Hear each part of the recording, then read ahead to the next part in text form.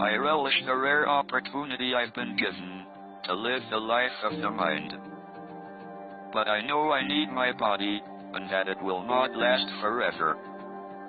As we age, and we make copies of cells, tiny errors creep into our genes. This process seems inevitable, but stem cell researchers disagree.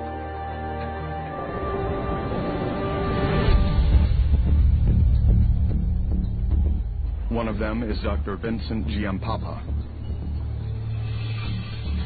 He believes our body's own natural reserves of stem cells can stem the tide of decay. The origin of the aging process really starts in our stem cells because that is the reservoir of the regenerative power and the ability to have our body cells renewed and repaired as we age.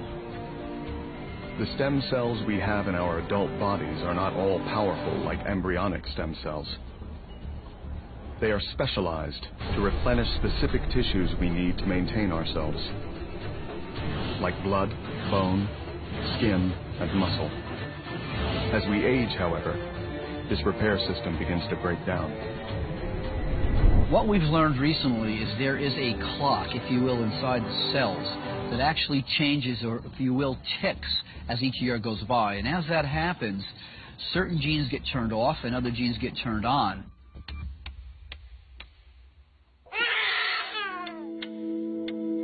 Our DNA is not frozen over our lifetime. Our environment and the choices we make influence and change our genetic profile. So if we live in a healthy environment, that genetic clock is slower. If we live in an unhealthy or stressful environment, the genetic clock accelerates.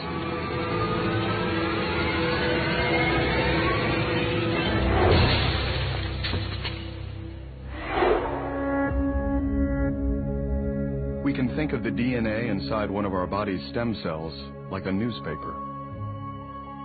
So this morning, I picked up this newspaper in my driveway, and I have a nice clean newspaper, but I might drop that newspaper in the street and it might wrinkle or get dirty.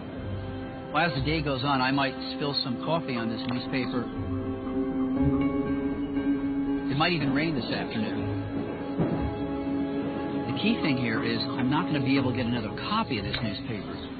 But as we age, what happens to those young cells is the letters on that DNA start to get damaged from normal aging, from the environment, and that newspaper, or if you will, that cell, becomes less efficient. We really can't read the information, and that cell then can't make accurate copies of itself, which then rapidly accelerates the aging process. But Vincent believes this aging process can be reversed. His research team at the Cell Health Institute claims it has already begun rolling back the cellular clock on our body's natural supply of stem cells.